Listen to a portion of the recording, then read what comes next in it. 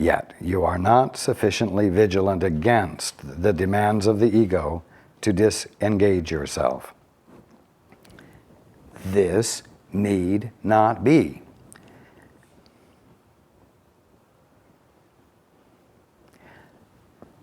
Why? Why keep saying this need not be? So that you might realize that you have a different choice available to you. An active, different choice. That you are not sufficiently vigilant against the demands of the ego to disengage yourself from it doesn't have to be. Just know that you have a different choice so that you have a new place to place your curiosity. Continuing. The habit of engaging with God and His creations is easily made if you actively refuse to let your minds slip away. That you look around at everything as you go through your day without experiencing any sense of its holiness or divinity or awesomeness. The fact that you go through your day and don't see this, it's just a habit. It doesn't mean it's not there to perceive. It just means that you've slipped into a habit of not paying attention. And this need not be.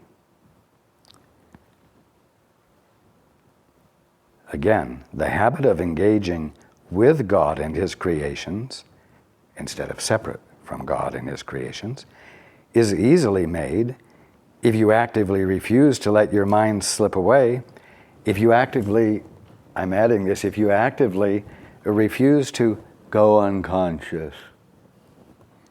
Oh, go unconscious. Oh, I'm just not seeing anything today. Just looks regular to me. Same old, same old. What can I do? It is what it is. No, it's not what it is.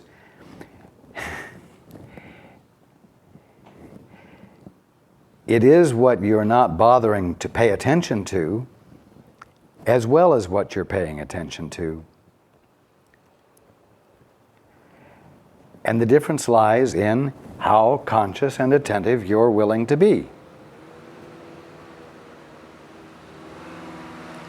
And in this case, when I use the word willing to be, I mean it not so much in a sense of acquiescence, but in a sense of conscious decision. A willingness to be conscious more fully.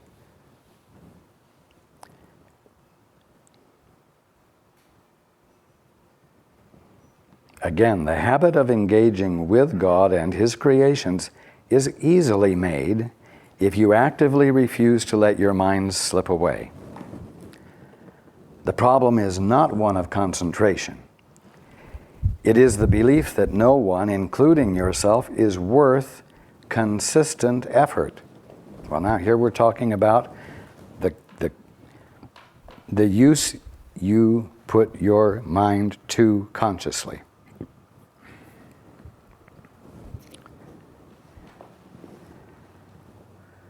If you really felt that the person sitting across from you, or that the tree that you're seeing out there, were the presence of the Christ and the direct expression of God, the active presence of creation occurring in front of you, you would pay attention real fast. If I said to you, I'm going to appear in the middle of this room in 3 seconds, and you believed that, you would immediately become attentive with a degree of aliveness that you've never brought to anything before. bring that attention to the person who is sitting next to you and to the roses that are in front of you. Now you're putting your mind to a new use. Everyone, including yourself, is worth the consistent effort of wanting to be fully conscious, as though doing that would bring you face to face with God. Because at the bottom line, that is what every moment of conscious experience brings to you.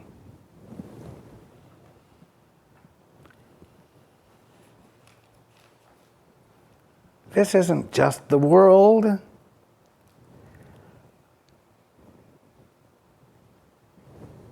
It's the presence of God being all there is. It's holy, it's divine, it is awesome.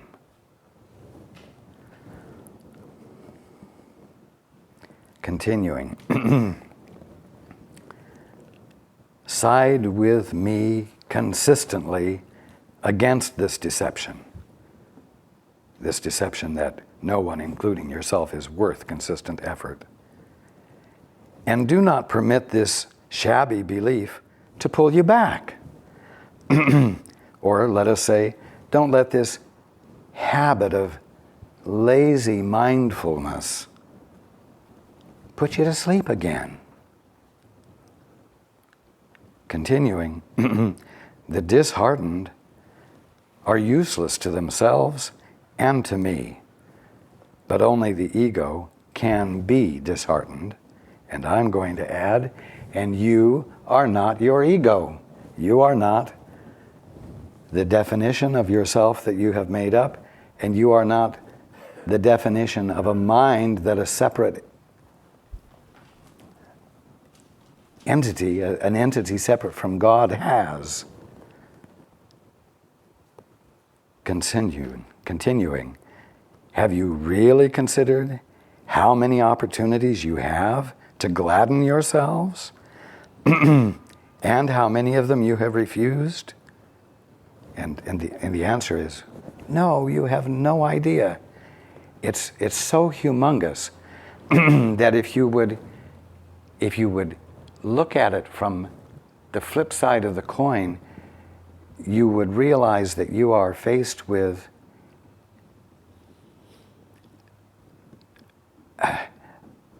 an infinite gift basket of the true experience of reality.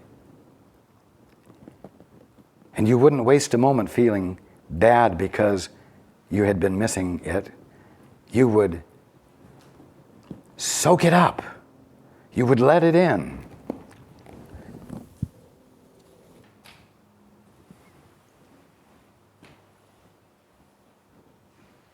Continuing, there is no limit to the power of a Son of God, but He Himself can limit the expression of His power as much as He chooses. There you go. The Son of God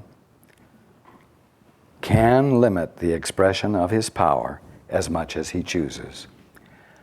So this puny little ego that you think that you are and that you're so frustrated with and that you wish you could get past and you wish you could get rid of and you wish you weren't being controlled by is nothing more nor less than the Christ that you are acting like an ego.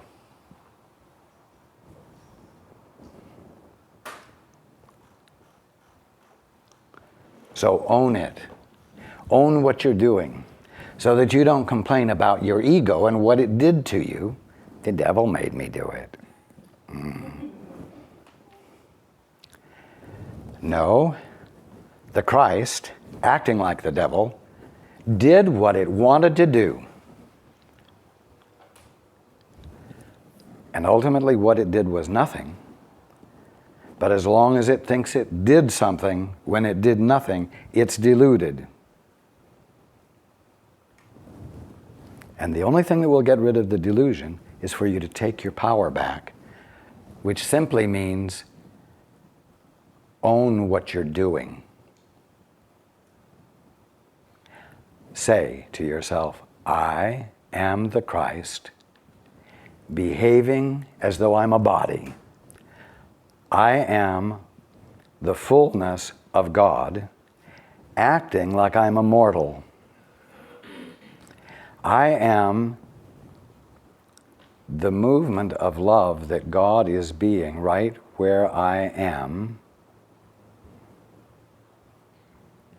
acting like an asshole, mistreating my brothers and sisters.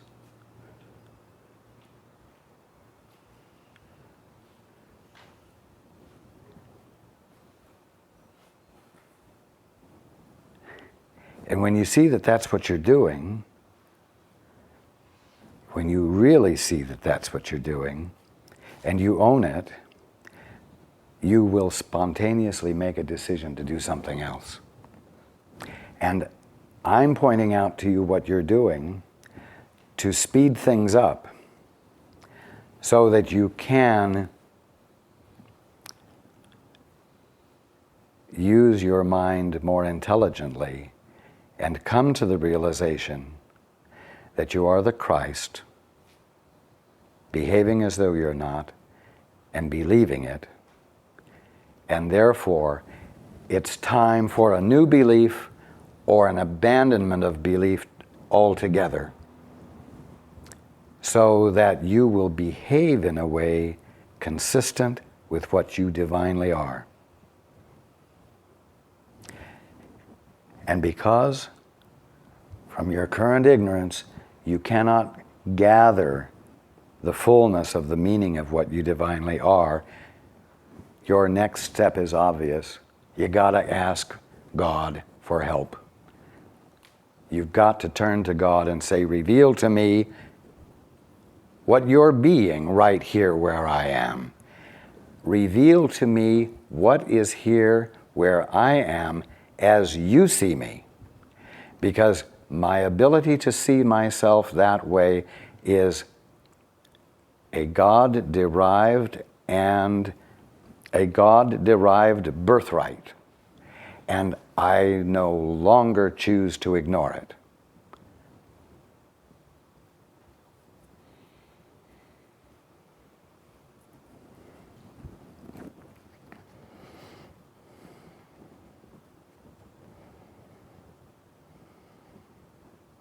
Continuing. Your mind and mine can unite in shining your ego away and releasing the strength of God into everything you think and will and do. Now, why can your mind and mine unite in shining your ego away? Well, not because together we have power, but because together your commitment to isolation weakens. Very simple.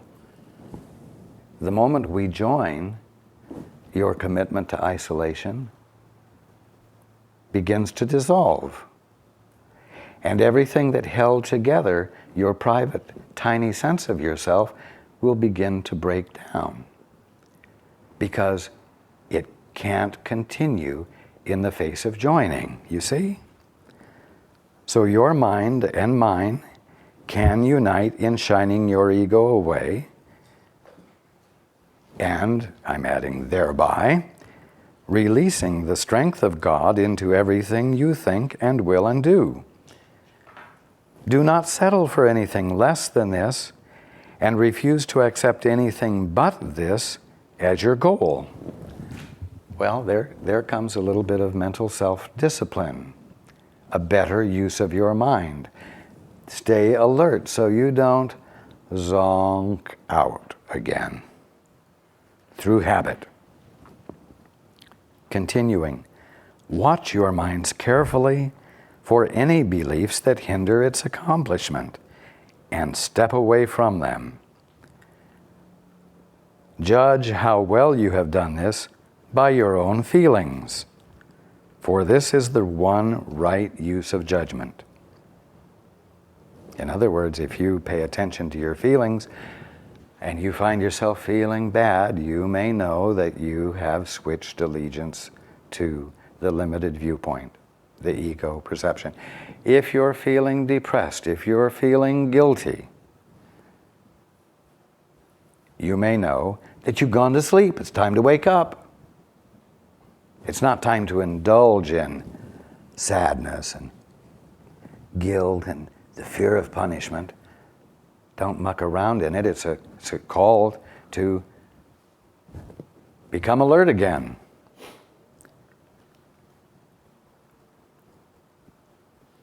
Again, judge how well you have done this by your own feelings, for this is the one right use of judgment. Judgment, like any other defense, can be used to attack or protect, to hurt or to heal. The ego should be brought to your judgment and found wanting there. Without your own allegiance, listen to this, without your own allegiance, protection, and love, it cannot exist. Why? Because you made it up in the first place. It's never been anything more than an imagination. And so, without your own allegiance, protection, and love, it cannot exist. Judge your ego truly, and it doesn't say, and it must disappear. It says, judge your ego truly, and you must withdraw allegiance, protection, and love from it. It will be spontaneous. You are mirrors of truth, in which God Himself shines in perfect light. To the ego's dark glass, you need but say, I will not look there, because I know these images are not true. Then let the Holy One shine on you in peace, knowing that this and only this must be. His mind shone on you in your creation. God's mind shone on you in your creation and brought your mind into being. Not as a separate thing. His mind still shines on you and must shine through you. In other words, being your mind. Your ego cannot prevent Him from shining on you, but it can prevent you from letting Him shine through you. What a powerful, pivotal point you sit in. You can either block God or let God through.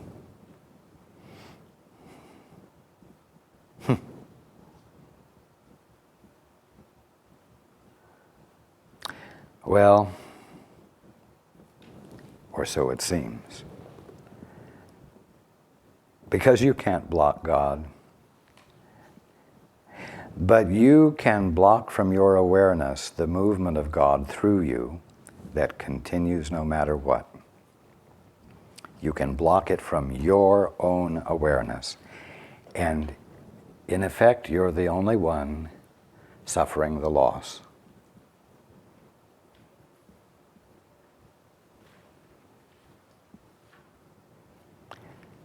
The unfortunate thing is that your loss of feeling the light of love flowing through you causes you to be unable to see the love in everyone and everything around you. And so you feel unloved and you behave accordingly.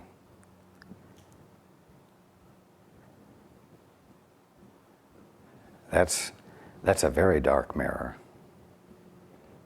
That's a very unillumined experience.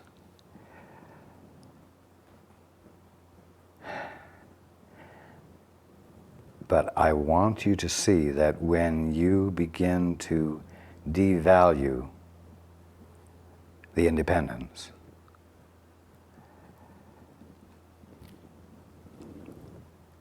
It's not just you, your mind, your being that will be filled with the experience of God's love. It will illuminate your brothers and sisters and the universe, all of creation, to you again as the substance of love that God is being in every aspect of creation. And so your whole being, filling with illumination, will constitute an experience of all existence, infinitely speaking, being illumined to you as well, where there's no way for you to feel alone or small.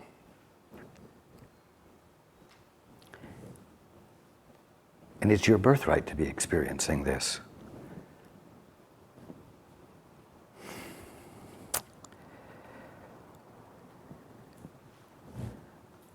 Continuing, the first coming of Christ is just another name for the creation.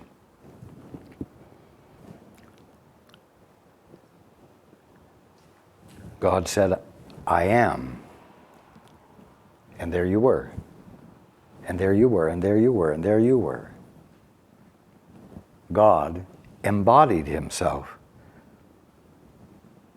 And everything that every soul, every spirit, every individuation of his soul, his spirit, the soul and spirit he is, embodied all that he was. And there was the Christ. Christ you, Christ you, Christ you, Christ you. That was the first coming, the movement of creation, in which you became. Continuing, the second coming of Christ means nothing more than the end of the ego's rule over part of the minds of men and the healing of the mind. It's you waking up. It's every single one who's valuing this independent existence, letting go of it, and re-embracing the conscious experience of being the Christ, God manifest right there where each one of you is. Continuing, I was created like you in the first, in other words, the movement of creation, and I have called you to join with me in the second.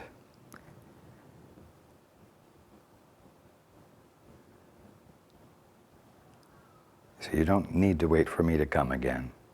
It's not about me coming again. It's about you coming back into your right mind and becoming the fully fledged embodiment of the Christ that you are and never stopped being. Continuing, if you will think over your lives, you will see how carefully the preparations were made. I am in charge of the second coming, and my judgment, which is used only for protection, cannot be wrong because it never attacks. Yours is so distorted that you believe I was mistaken in choosing you. I assure you, this is a mistake of your egos. Do not mistake it for humility. Your egos are trying to convince you that they are real and I am not. Because if I am real, I am no more real than you are. In other words, I'm no more special than you are. You are as special as I am. You are as real as I am. Continuing, that knowledge, and I assure you that it is knowledge, means that Christ must come into your minds and heal them. Although I am not attacking your egos, I mean, after all, why would I attack something that is pure fantasy and has no real existence. Although I am not attacking your egos, I am working with your higher mind, whether you are asleep or awake, just as your ego does with your lower mind. I am your vigilance in this because you are too confused to recognize your own hope. I was not mistaken. Your minds will elect to join with mine, and together we are invincible. You see, separate, independent, you are inherently vulnerable. It's an illusion, but you can have no other experience. In joining, in oneness, is invincibility. Not invincibility against anything. Not invincibility as a part of some bigger, more glorified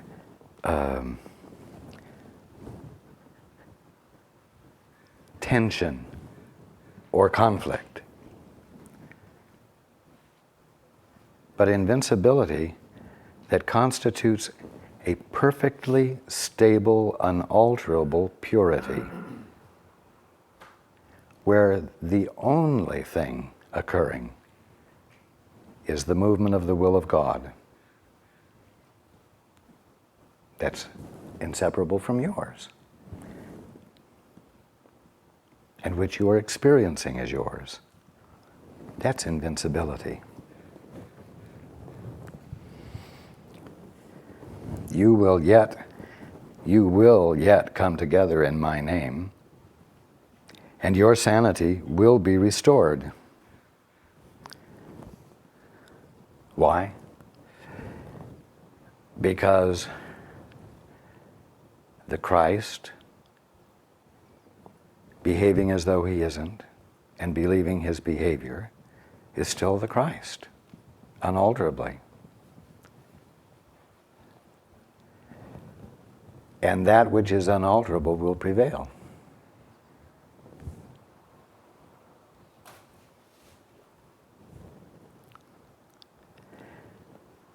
I raised the dead by knowing that life is an eternal attribute of everything that the living God created. I raised the dead. Why do you believe it is harder for me to inspire the dispirited? I mean, believe me, raising your awareness back to its divine nature is far less work than raising the dead.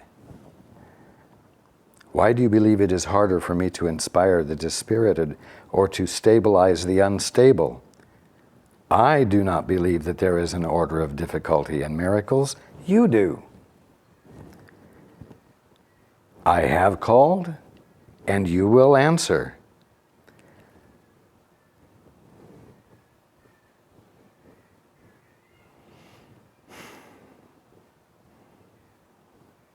And I know there are times that your ego says, like hell, I will. Because you see my call as a demand. You see my call as or your ego sees my call as an exercise of control. But my call is the call of a friend to a friend. My call is an expression of love, embracing the wonderfulness of you that is you. And I'm going to keep calling because I love you. And because for us to be experiencing disconnection doesn't feel good, is unnatural, and is an illusion calling for correction. I have called, and you will answer. I know that miracles are natural because they are expressions of love. My calling you is as natural as your answer and as inevitable.